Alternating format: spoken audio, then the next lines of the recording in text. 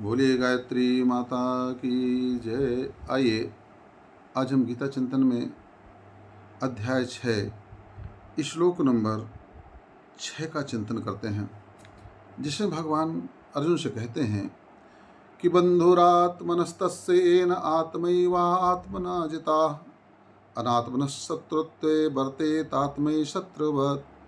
हे अर्जुन, जिसका मन और इंद्रियों सहित शरीर जीता हुआ है वह अपना मित्र है, और जो इंद्रियों सहित शरीर नहीं जीता गया है वह अपना शत्रु है, और वह शत्रु के जैसा बरतता है। देखो भाई, साधारण रूप से जब तक प्रज्ञा का विकास नहीं होता है तब तक व्यक्ति अपने स्वार्थ को भी ठीक से नहीं समझ पाता है, और जो है वह दूसरे के स्वार्थ को अपना स्वार्थ मान करके चलता रहता है। पूरा जीवन यही करता है। विचार करिए कि संसार का जितना भी भोग विलास है, संसार का जितना भी धन और दौलत है, वह सब कब तक है, किसके लिए है? कभी यह प्रश्न उठना चाहिए, व्यक्ति के अंदर विचार आना चाहिए कि ये जितना जो कुछ भी केवल शरीर तक सीमित है, शरीर के छूटते ही ये सारा आपका जो धन दौलत रुपया पैसा गाड़ी बंगला कार और जितने नाते रिश्ते सब के सब एक क्षण में छूट जाते हैं। अर्थात आपने जीवन भर किसके लिए किया? तो आप अपने स्वयं शत्रु हुए, आप अपने को नहीं पहचाना ना, शरीर को ही मैं मान करके चलते रह गए। ये मेरा नाम है, ये मेरा गोत्र है, मेरा गांव, मेरे पिता का नाम है, ये मेरा फलाना, ये मेरा ढिमाका, यह सब करते रह गए पूरा जीवन भर, और एक झटके में सारे सब कुछ छूट गया। तो जिसको आप मैं मानते थे उसके लिए आप करते रह गए, और वास्तविक मैं को आपने पहचाना ही नहीं कि मैं वास्तविक मैं कौन हूँ।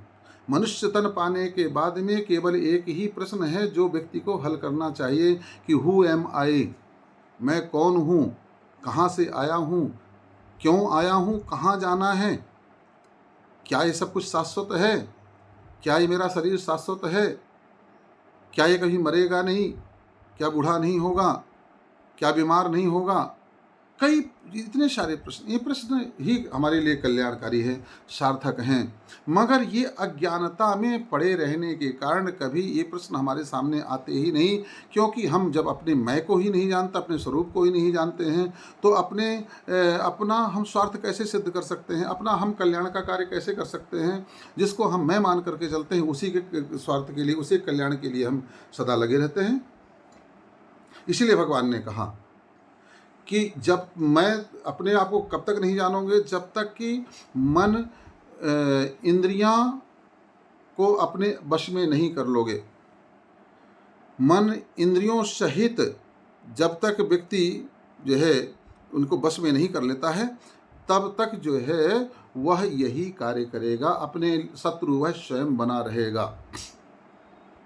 हमने देखा है ज़्यादा से ज़्यादा लोग ऐसा ही जीवन जीते हैं। 99% लोग मरते दम तक केवल काम क्रोध लोभ मोह में ही फंसे रहते हैं, संसार के नाते रिश्तों को ही सत्य मानते रहते हैं, उन्हीं में लगे रहते हैं, उन्हीं में भेदभाव करते रहते हैं। शरीर का स्वार्थ जिससे पूरा हो रहा है वही अपना है। तो वास्तव में शत्रु और मित्र कोई बाहर नहीं है।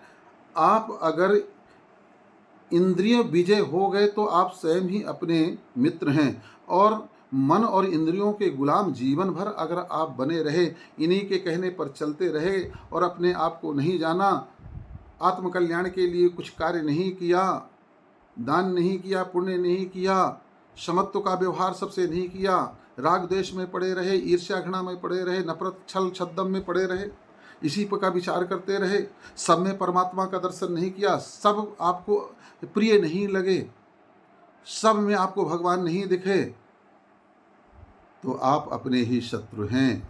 और ऐसा ही व्यक्ति किसी से राग बना करके जाता है, किसी से द्वेष बना करके जाता है। कोई उसका शत्रु बन जाता है, कोई उसका मित्र बन जाता है। जो उसके शरीर को सुख दिया वह मित्र हो गया, जो उसके शरीर और इंद्रियों को दुख दिया वह उसका शत्रु हो गया। बोलिए गायत्री माता की जय।